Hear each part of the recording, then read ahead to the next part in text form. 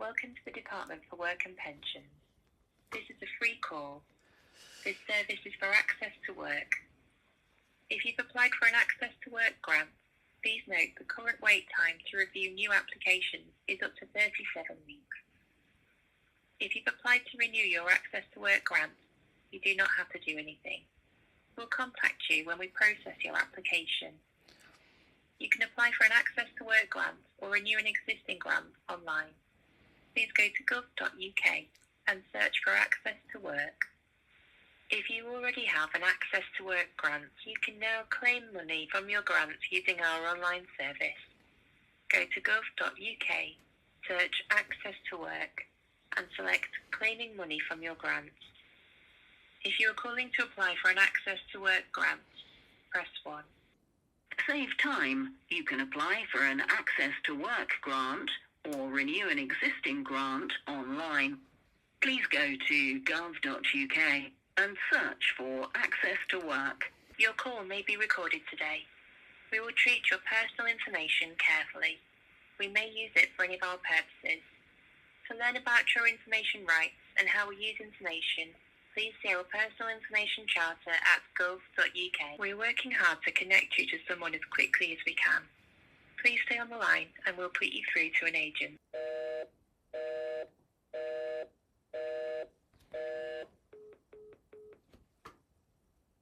That is apparently how the government are trying to support disabled people get back into work, stay in work, or stay in self-employment.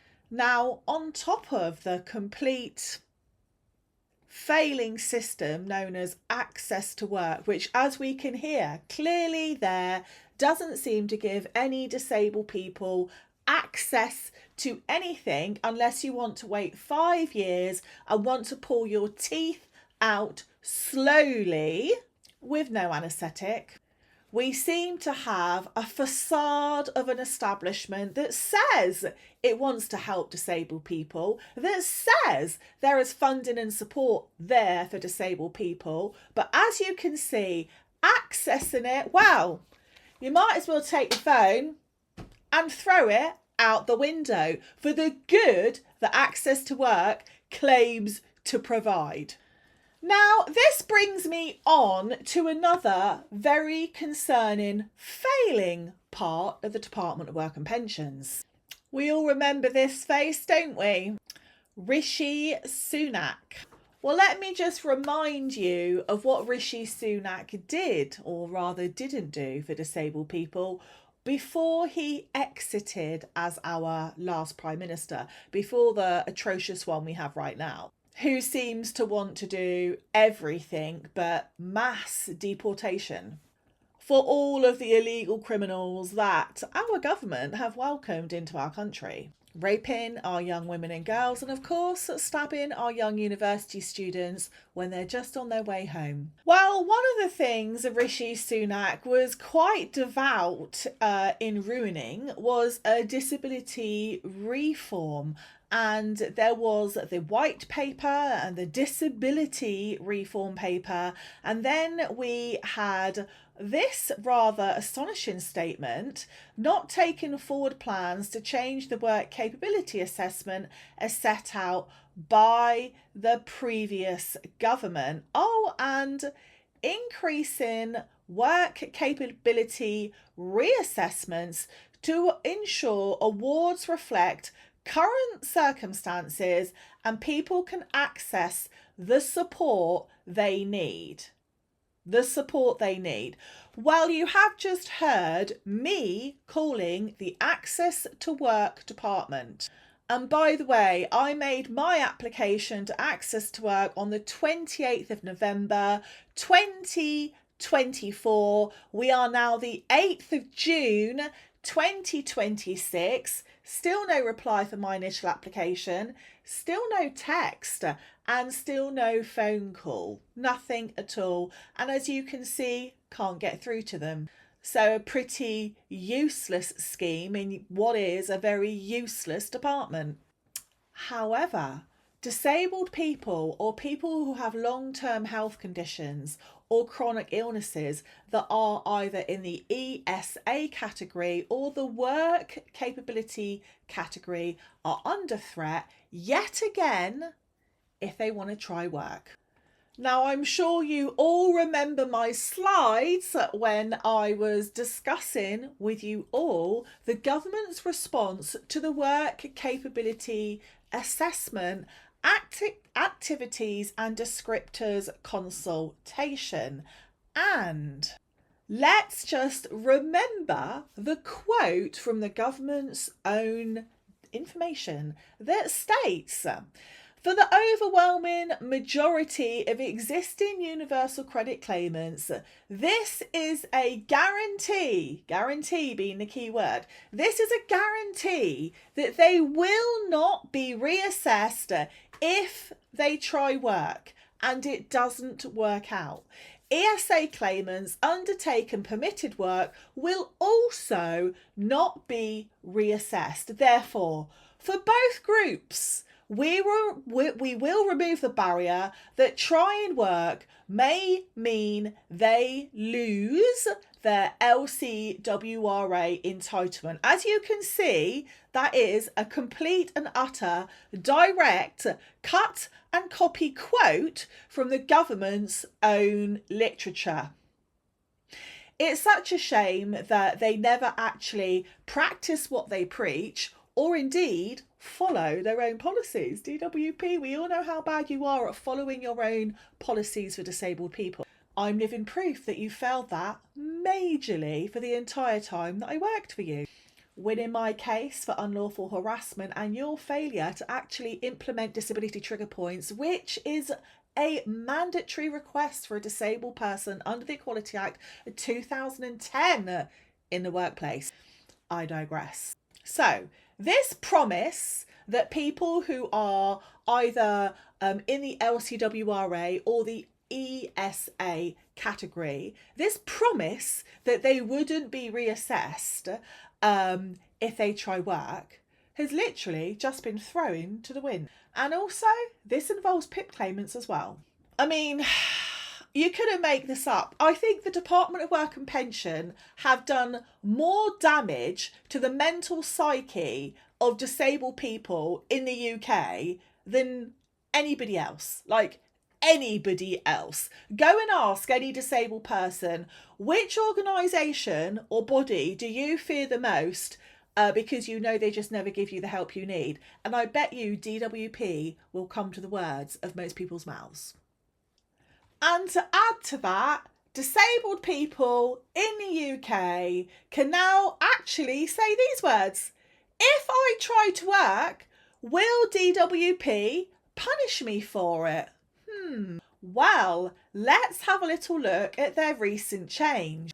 And it's a jolly good job that I am an absolute stickler for gathering and keeping evidence and notes, because maybe I need to remind DWP of the policies and the things they actually already stated, such as this. Because DWP have now confirmed that starting work can in fact trigger a PIP or an LCWRA review. And I think we can all safely agree that that will be a will. I mean, I think it's probably going to be a will. So for the avoidance of doubt, let's just put this here. DWP confirms starting work will trigger a PIP or an LCWRA review. And that all comes from the government's own little memorandums. Oh dear. And just in case anyone's quibbling what part I'm referring to, it's this. These regulations make changes to the Secretary of State's powers to conduct a fresh determination under the work capability assessment where a previous determination found a claimant to have limited capability for work or limited capability for work-related activity in respect of universal credit and ESA. And then we have this part. From April 2026, the Secretary of State, so that's DWP, now have the complete discretion to reassess on the basis of a relevant change to a claimant's physical or mental condition is amended to exclude doing work for payment or an expectation of payment or doing voluntary work as a relevant change of circumstances. Now, trying or just seeing if you can manage it is a change of circumstances. So trying work will automatically trigger a review of your health conditions and your abilities and capacities to do things on an everyday. Now, is this actually supporting people with health conditions or disabilities to try work and get into work or stay in work? Or is it putting the fear of God back in to disabled people yet again, making them think that they need to live like a hobbit in a cave of a hole for fear of their capability or wishing to try and have some type of financial independence being held to scrutiny by one of the most unsupportive departments in the entire UK? I mean, feel free to correct me in the comments if I'm wrong. I think I know what you're going to be writing. And my God, it just gets worse. The example that they have put in their own documentation, quite frankly, is utterly shocking. My God. Trevor is entitled to ESA with the support component on the basis he is always unable to engage in social contact with others. Trevor commences permitted work of 12 hours per week as a taxi driver. The DM, so that's a decision maker, considers that the nature of this work may provide doubt as to whether Trevor continues to have LCWRA and determines that a further work capability assessment should take place. And we all know what the outcome of that assessment's going to be, isn't it? Oh, Trevor, you said you have trouble interacting with people. Oh, but I see you're working 12 hours a week now as a taxi driver. Maybe Trevor is going to take another 25 hours in the week trying to mentally prepare himself to do that. Maybe that was the advice of Trevor's psychologist, therapist, counsellor to try and get him into being more socially active. Maybe Trevor is only working with private clients or a select number of clients within a certain demographic. Maybe Trevor is only working with regular clients. So the memo is very clear. The type of work you're now going to do, if you'll try to do a type of work, may indicate or may even be used to indicate that you have a change in functional ability. Functional ability is very important because that is then used to create a functional impact statement. You know what I'm going to say? Make sure you're keeping all of your everydays, all of your evidence in here, so that if somebody then starts to say, oh, you're a Trevor, you've tried work, and because you're working 10 hours a week or 12 hours a week, that must mean that you're completely capable to do it 35 hours a week. And now we're going to remove you from the LCW category, which is a limited capability for work category. And we're going to put you into the intensive work search because we think that you can actually do a full working week of work. And remove your extra payment of LCWRA, which is about £420 a month on top of your universal credit. Watch this space if you think I'm going to be wrong. I can just predict that this is going to happen. Now, normally, and I know there are going to be so many people in the comments that are going to say this to me, PIP is not a means tested benefit. Now, I don't know how many times I have replied to that, and I have said that the scrutiny of your bank statements are observing and monitoring your lifestyle activity, what you're doing, when you're doing it, how often you're doing it, the frequency, because then that's going to dictate a certain capability. Now, previously, you could get PIP, full whack PIP, and still have a full-time job. And quite frankly, I think that is the right call to make. Nobody wants to be disabled. Why should people be earmarked as having to not work because they're disabled? Otherwise, their disability is going to be called into question. I mean, this is a whole toxic mindscape that has precipitated the Department of Work and Pensions for a very, very long time. We all thought with access to work and everything else that we were maybe moving away from that rather out of date Victorian rhetoric, but apparently we're back there again.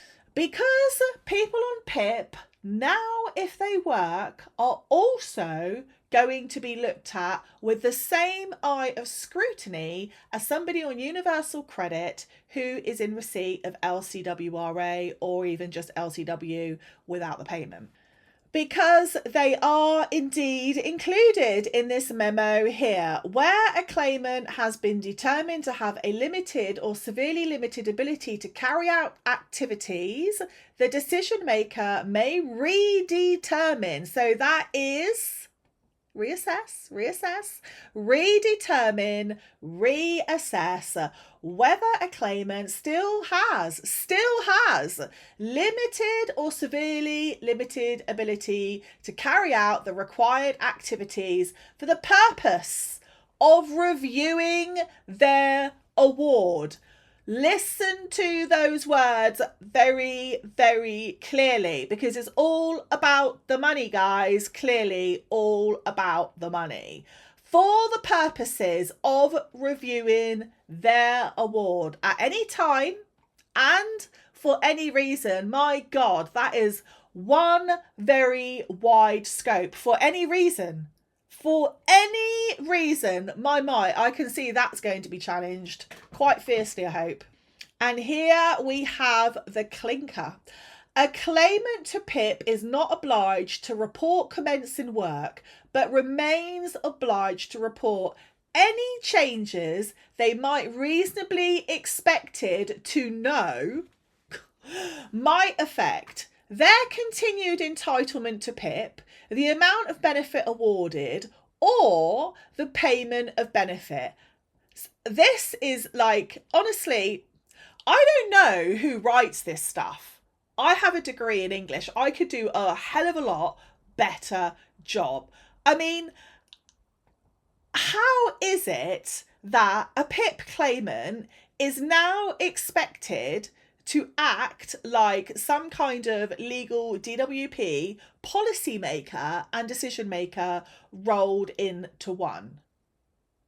A claimant to PIP is not obliged to report commencing work, okay, but remains obliged to report any changes they might reasonably be expected to know. I mean, that word reasonably expected to know is doing a lot of work there, isn't it? It's doing a lot of heavy lifting. Let's just say that, a lot of heavy lifting. My. I think they're going to have to do another video on this, but I am going to leave you with this. The regulations as amended establish in law that undertaking work and or volunteering alone are not grounds for the Secretary of State to instigate a PIP reassessment, but do not preclude a decision maker from reassessing entitlement for other reasons. For example, a change in condition, which in DWP land can be pretty much anything, improvement in functional ability or suspected fraud, which could be indicated, for example, by undertaking work of a particular nature. I think this is really very sad. I don't think our country is making any progress whatsoever in supporting disabled people to get into work, to stay in work, or even start self-employment. I think it is an absolute shocking shame, because now people are going to be scared to try work. They're going to be scared to do self-employment. They're going to be scared to leave their houses for fear of redemption, for fear of nosy neighbours, thinking that they know everything about somebody's condition or disabilities are visible. And some people may have a very serious fluctuating condition, let's not forget. But dear oh dear, I think I need to go into this a lot more. I'm going to do another video about this, and I'm going to relate it to fluctuating conditions.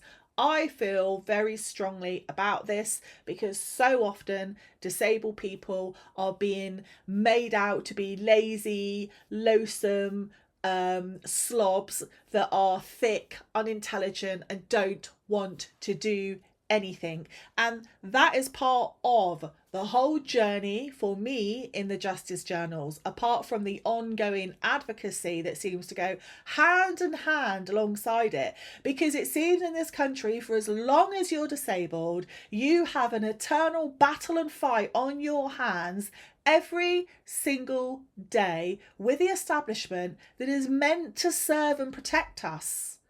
Meant to serve and protect us. I will see you in the next video.